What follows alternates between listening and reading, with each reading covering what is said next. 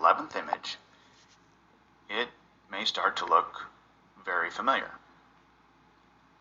Just as a reminder, we are told the Discover satellite that captured these images is approximately 1 million miles away and is locked into a perfect location in space where the sun's and Earth's gravity keep it positioned perfectly to always capture sun-lit images of the Earth. So, we take these two images, the LRO shot on the left and the epic shot on the right, and lay them side by side, and what? They are identical. At first thought, maybe not a big deal, right? But to achieve this, the two satellites would have to capture these shots at exactly the same time. Notice the clouds are the same, and from the same line of sight in space, and do it all from different orbits and different focal lengths, like 760,000 miles apart, like they did for the LRO image, and lay them side by side on the LRO image. You will notice both images have the same distances from the continents to the edges of the Earth, and the distance from the Earth to the edge of the frame on the left and the right are the same too. These shots being the same are impossible. And what are the odds that out of, the few images the LRO captured of the full Earth over the last 8 years, that one of them was taken at the exact moment in time as the epic shot? A box around it, like the ones we saw in part 1. But you can see the little dots, little colored dots around it, which is JPEG compression, meaning, in a forensic analysis of the edge here, it's revealing that it's been pasted onto a background. Okay, the second image here is the so-called original. It has no text on it, but it does have a box around it. What's interesting is that the box shows the Earth image has been very tightly cropped, as you can see when you adjust the gamma brightness. If this was the whole image originally, why is the camera capturing this image with the Earth right on the edge of the frame? And then why would NASA put it on a black background that is just a little bit larger? Okay, the third image here is the really interesting part. It's labeled as a reference map, and as you can see by the file name, NASA admits this is an infamous blue marble image. Good old Rob Simon is credited in the article too, and I'm sure you remember his description of how the blue marble was made, from the MODIS system on the Terra satellite strip data in 2004, right? Here's a brief clip with Rob explaining how it was manufactured.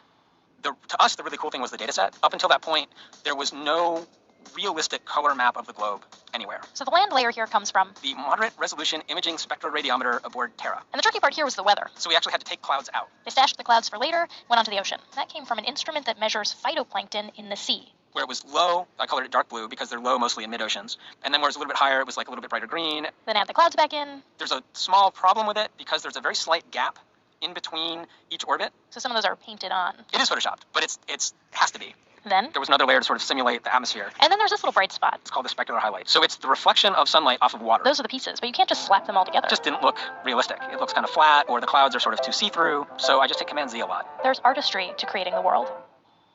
Also, you can see the reference map blue marble image is the same exact dimensions as the second image from the LRO, 4,000 by 4,000. Again, the second image we are told is a real one, and NASA emphasizes it here on this page, that it was captured by LRO's two narrow-angle cameras, one on the left and one on the right. You'd think that would mean we'd see two halves of the picture, and maybe by analyzing it, we'd have a line appear down the middle of it, or something like that, but we don't. Just a box over the whole image of the Earth, pasted onto a black background, it appears. Okay, so back to the reference map. I'm going to pull it into Photoscape here, and click Object, click Photo, and the reference map I'm going to put right on top of the LRO image. And you can see when I start sliding the opacity slider here. Are you seeing what I'm seeing? Look how they fit exactly perfectly together. Are you seeing this? NASA has just taken a blue marble composite image that Rob Simon made in 2004 and simply added clouds and made it black and white. We find it really hard to believe they would even release this image and claim it was taken by the LRO from the moon. How can the image from the LRO be real if the images used to build the blue marble cameras in 2010 flying over the moon is an exact match, in fact a mirror image, of the blue marble Rob Simon compiled? Now, some may argue this could be explained because of the differences in camera's focal length and point out that continents may appear to change size, like this image here that we were given, where North America looks really big. Never mind that the whole United States is a desert, and Texas seems to go all the way across. Well, they say everything in Texas is bigger. But the blue marble, we are told, was taken from strip data by the Terra satellite from 438 miles away from the Earth, and they had to combine all of the data it captured over many months from each orbit to piece together the blue marble image. But it's exactly the same picture. The LRO snaps from 239,000 miles away, the same exact image size, and the edge of the Earth is the same distance to the edge of the image in both photos, and all from the same exact angle? There's no explanation for this other than the obvious. There's no explanation for this other than the obvious. They added clouds to the blue marble, made it black and white. I want to give a shout out to Paul on the Plane. This is a compressed video proving there are no pictures of the entire Earth, go to Paul on the Plane or his backup channel, Paul on the Plane FE, playlist Faking Space. Okay, this man has went through great lengths to give you people the truth. Okay, he goes through hours and hours of NASA files, JAXA, NOAA, and putting their pictures through photo forensics and showing you how to do it. So if you don't believe him, go do it yourself. And he proves that there's no pictures of the entire Earth from LRO, from the Epic, from Himawari, none of them. So check it out. On the Himawari geostationary satellite, which we're told is something like a mind-boggling 22,000 miles away from the Earth, sending us a real picture every 10 minutes. Did you know that Himawari... I wanted to also say he does not make the claim that this proves the shape of the Earth one way or another. But, you know, take it for what you want. It does prove that they are not being forthright to us. Ironically means sunflower. So, yeah, there's proof of the heliocentric sun worshippers model right there.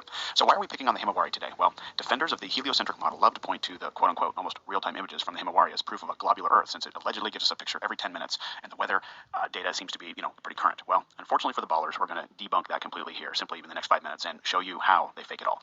Let's cut right to the smoking gun to start. Here is the website anyone can go to and see this all for themselves. On a side note, the Himawari is operated by the Japanese Meteorological Space Agency and brought to us by the NOAA, the National Oceanic and Atmospheric Administration's GOES geostationary satellite server. I'll include the links here for all this stuff in the video description, so you can check it out right now if you want. Okay, so when you're at the FTP site, click here for the site description. So when you do, a text file comes up, and you can see right here, they tell you that all of the images in the archive use the underlying colored land images from the NASA Blue Marble dataset. Yep. So the Himawari is actually totally debunked right there. These aren't real pictures. Yeah, it is debunked right there. And he also lines them up in photo forensics. He lines up the Blue Marble, the NASA Blue Marble, and it lines up perfect with their satellite photos. But just watch. Coming from a satellite in a geostationary orbit above the Earth, getting snapped every 10 minutes and being beamed down for us to all ooh and ah over. They take the Blue Marble data set, which I'm sure you remember. They admitted years ago was a flat strip data pieced together. That's with what appears to be accurate in current weather. This is basically what they do. Now, don't take my word for it, as I always say. Go check it out for yourself. Number one, they have already created and stored transparent images of the weather over the oceans using climate simulation software, which they openly admit right here that they've done climate simulations up to the year 2095. But it's actually the year 2100 on this FTP server folder, and here's one of the images. And following some of the other images that you can find where the land masses are transparent, and they use all this simulation software to come up with the weather over the oceans. Since our weather data comes from our ground-based Doppler radar, and it's impossible to use ground-based systems to cover the entire vast oceans, so that's where the weather over the oceans comes from, their software simulations. Number two, now for the weather over the land, the NOAA has supercomputers that take data coming in from all over the world, Doppler radar feeds, and crunch it all together and combine it with the weather simulation data over the ocean, so they come up with a complete composite weather quote-unquote map, which is then wrapped around a ball in their 3D modeling software programs, just like we've shown countless times in our previous episodes with the Earth and the planets, etc. So, clear weather data over land and the simulated weather over the oceans, and it looks like this. So, this particular image is on the FTP server and is date and time stamped with October 11th, 2017 at 11:05 a.m. I just chose one. Okay, now here's the kicker. Go to the other file folder, which is the images that we get to see and are told are real pictures from space. But what they've simply done is taken the weather map picture of the whole ball they created, and they superimpose it over the Blue Marble data set, just like they said they did. So what you can see here is the final version of what we're spoon-fed and told is a picture taken by the Himawari from space, 10 minutes ago. This is the image from the same date and time, October 11th, 2017 at 11:05 a.m. And you can see that the weather is exactly the same. Watch it closely. There's your weather map comprised of simulated and Doppler radar being used to complete a composite image. They do this with the Discover satellite too, the Epic camera from a million miles away, they tell us. Ridiculous. Okay. Now also notice the final image has a Terminator line added in to try to make it look like a real picture from space, which drives a nail in the coffin of the Himawari because the weather data shows it over the whole ball completely.